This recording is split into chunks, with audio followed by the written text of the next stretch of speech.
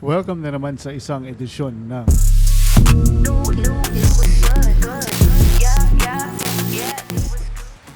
welcome na naman mga sir. Ngayon magbubukas tayo ng portable charger, no, ng ating sasakyan.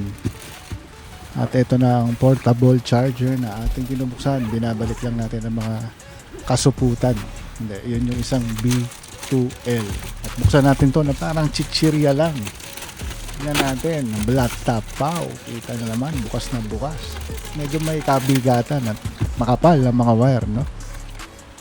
Titabi muna natin ang mga papeles habang buksan natin itong charger na napakabigat.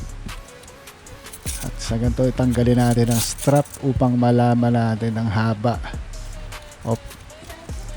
Medyo may kahirapan siyang tanggalin. At ayun, natanggal naman, pero may mga plastic pa yan.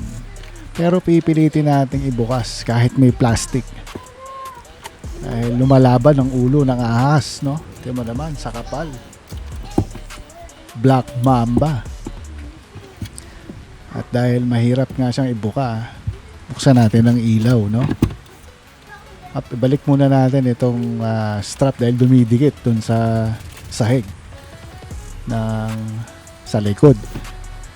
At buksan natin ang nabuksan na ang ilaw at ito na ang mahiwagang extension, adapter, breaker na kung tawagin, makapal din. Makintab na mataba na itim, ano? At iyon ang ground. Nabili natin yan sa Facebook. At ito, ikakabit natin yung ground. Pwede namang wala, pero mas maganda kung meron, ano? Kabit natin. Ito, rose kasi. Pero try natin sa taas para hindi maipit, no? Bumaba ulit. Dalawang kamay na para sure. At ayan, ipapakita natin kung saan nakadikit ang ground sa ating kabayan. Ito ay nakadikit sa aming rehas na gate na nakadikit sa pader, na nakadikit sa sahig. Ayan. May ilaw ng red at saka green. Hindi lang masyado makita yung green. Yung green yung ground, yung red yung power, no? At ito na. Pinatong lang natin sa upuan para hindi mabasa dahil maulan. At ito na, nilagyan natin ng karton dahil ayaw nating magasgasan at nasa warranty, hindi naman warranty at tawag doon ay honeymoon stage at sinaksak na blata. Sumaksak at yun, umilaw na, kitang-kita na yung green. At walang pagkakasala, no? Hindi umilaw ang fault. Mga sir, tignan nyo. What the? Yan yun naman yan. Walang kailaw. Pumapalag yan. Ay nang humarap, mahihain yung charger na yan. At ngayon naman, isasaksak na natin ito sa ating sasakyan. Pero dahil lumalaban yung ulo, kailangan natin pakisamahan. Himas-himasin itong ulong itim, no? Tanggalin natin. At ipagsaksak yung dalawang takip para isang gasgas na lang, hindi dalawa na nag-uumpugan. Para isa na lang. Medyo nahirapan ako dahil may naipit na hangin, ano? At ayun. Nagasgas na isa, dalawa lang. Isaksak na natin. Blagag. Kitang-kita. Shoot na shoot. At tignan natin kung nagcha-charge nga ba. Ayun, charging. Positibo, partner. Positibo. Tignan natin mga sir kung ilan ang bitaw.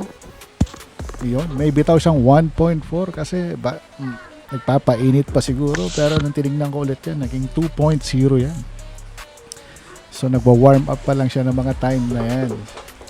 At ito naman sir, inabot na tayo ng umaga mga sir. Tingnan natin, nakabili tayo na itong lalagyan ng anik-anik na sakto dito sa butas na ito.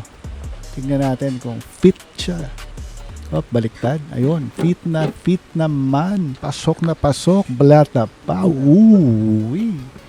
Ayun, matigas. Sinubukan, kinutungan at nilagyan ng barya. Ngunit pasok na pasok. At ito naman ang proteksyon sa ating mga pinduters. Tignan nyo naman, sir. Tignan nyo po. Pasok. Para hindi magbakat-bakat ang ating daliri dyan. Swak na swak, oh. Kita nyo naman yan, sir. Swabeng swabe. At itong cup holder na ito, medyo mahirap linisin. Kaya, pinilhan na rin natin ng proteksyon. Proteksyon. Tingnan natin. Medyo goma siya. Sabi daw mahilig sa goma, ano. Puro goma para proteksyon. Safe na safe. Kita mo naman yan. Fit na fit. Subukan pa. Diba? 3 na agad yan. Protection sa mga gas-gas. Patkita natin ang screen. Tanggalin na natin. Manamis na miss. At ngayon kakabitan natin yan ng tempered na parang cellphone lang. Kaya natin magasgasan ng screen kahit puro pindot-pindot. Ito, i-unbox na natin to. Natin, wapak! Kita nyo naman. Swabing pang-unbox yan. Ano ba naman yan? Mga sir. Ito, 2 piraso. Isa para dun sa infotainment at saka dun sa cluster. Yung mga 2 itim na plastic sachet ng mga panlinis na hindi effective. At ito na yung tempered glass. Kita nyo naman. Diba? Malabo pa kasi meron pa yung mga protective film. At ito na, bubuksan na natin ang mga anek-anek na panglinis ng screen na hindi effective. Ano naman yan, napakaliit. Ito na, try natin buksan ng wet wipes. Pero parehas wet wipes. 2 yan, isa para dyan at dun sa maliit. Sa dami ng fingerprint, hindi ko alam kung maaalis na itong napakaliit na basahan na to. Napakahirap ang hawakan, ano? Ito na, tatry na natin ipunas. Yan. Swipe. Ito. Yan, tignan natin. Ingatan natin konti, no?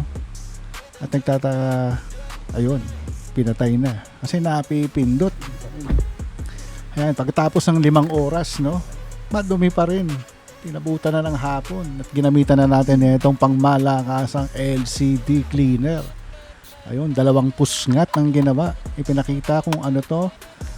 Mabibili nyo kung saan-saan lang yan. Kahit sa butika meron yan. Yung LCD screen, paghagod, ayun, wala agad. Kitang-kita naman yan. Diyos ko po mga sir. Tingnan nyo naman. Nakikita nyo yung basa lang. Basa. Ito. Punas-punas. Malaki ang basahan. Effective yan. Konti na lang finishing touches and okay na yan. Kita nyo naman, suabe. Pati gilid, no? Wala tayong papalampasing alikabok dyan. Dahil gagamitan pa natin yan ng mga stickers na kasama doon sa itim na plastic. Ito na, binubuksan lang natin. Medyo matagal, ano? Kakaroon tayo ng dead air. Ayun na, nakita na. Binasa pa kung saan pwedeng hawakan. At nahirapan pang tanggalin. Ayun. Mabilis lang to, pero parang kada tanggal mo, nanganganak yung alikabok, ano? Parang dumadami sila agad. Parang mga peste. At yun, na-shortcut na, no? After 3 days. Eto na po, dinidikit na ang screen. Binuksan na ang aircon, bumubuga na ng hangin. Eto na, pinapantay na natin para walang halong pagsisisi sa huli. Ano? Kumalas ng konti. Pero natatanggal naman, madali siyang ikabit. Pero dahil isa lang yung hawak mo, one shot, bawal magkamali. Iipitin mo lang sa kabila, mas maganda kung meron kang katulong. Ano? Ayun, ipitin lang. Hila. And then, konti na lang. Ayun, sabay pindutin nyo na lang. Kusa na yan. At kung magkahangin man, itulak-tulak nyo lang palabas. Para swabeng-swabe ang kabitan, ano? Eto, kitang-kita mo.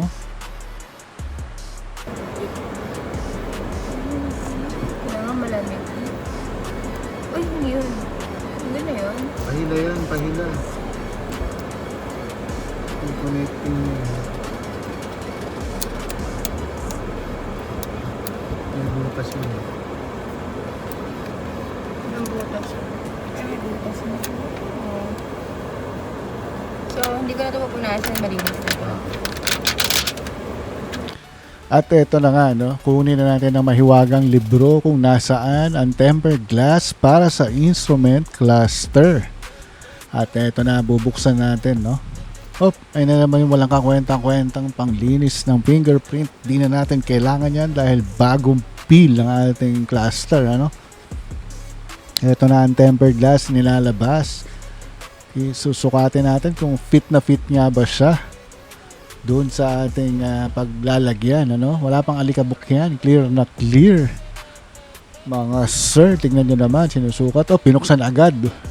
Medyo kinabahan ako ng konti. Ito, nagko-coach ako. Lagyan mo ng sticker para may panghawakan ka dahil medyo masikip, no? Yung paglalagyan natin, kita nyo naman, may manibela, merong hood, kaya medyo mahirap. At dalawahin mo naman para doon hawakan, ano? Pero sa pagkakataong ito, ang dikit niya ay parang hindi maganda ang pagkakadikit, ano? Hindi naidiin.